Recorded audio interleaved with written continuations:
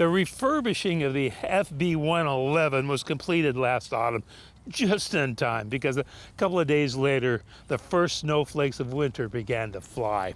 And this would give the volunteers a few months to ponder the question, how are they going to refurbish the other aircraft that's on display here, the B-47?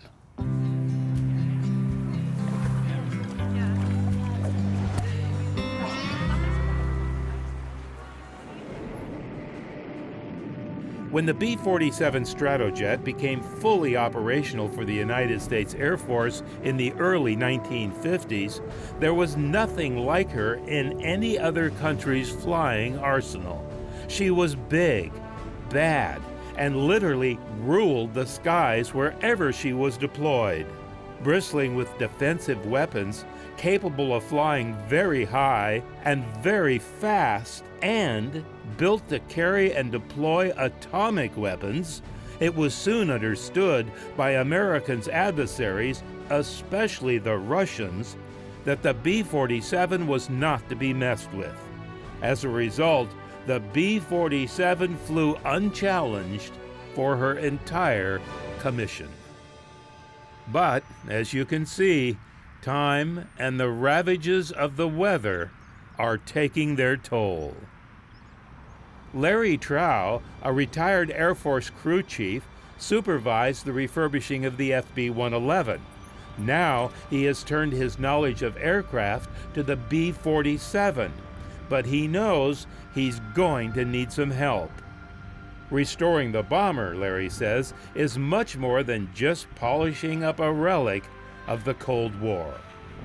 Volunteering to help restore this aircraft is not only the project itself, it is also restoring the role it played in preserving the freedom of the United States and the rest of the world during the Cold War. Last fall, the wheel well doors, as well as the bomb bay doors, were carefully removed to a small hangar on the old flight line. There, with the return of warmer weather, volunteers have already gone to work, sanding the peeling paint from the aluminum surface. It is the beginning of the bigger job to come. With the B-47, we've got an airframe that's over 65 years old and has been on display for over 50 years. And since the closure of the Air Force Base, has not had any major effort made to keep it in a really nice, presentable format. So our efforts are directed to not only refinish the exterior, but also to preserve a lot of the airframe itself. Preservation of the aircraft makes the B-47 job more of a restoration project than just a refurbishing project. So to get it right, all kinds of skills, Air Force taught or not, will be needed.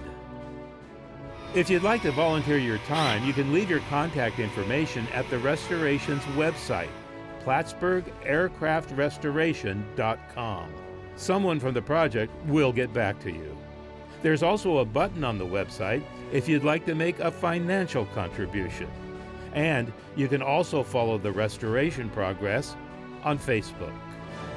They tell me that it's going to take thousands of hours of hard work, volunteer work, as well as about $20,000 worth of contributions that get this B-47 here looking as good as it did when it flew the skies of freedom back in the 1950s.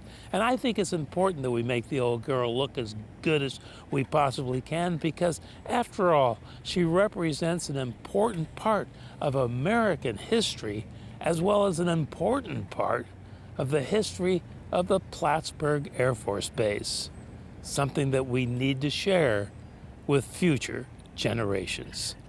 For People Near Here on Mountain Lake Journal, I'm Derek Muirden. People Near Here on Mountain Lake PBS is supported by Valcour Brewing Company.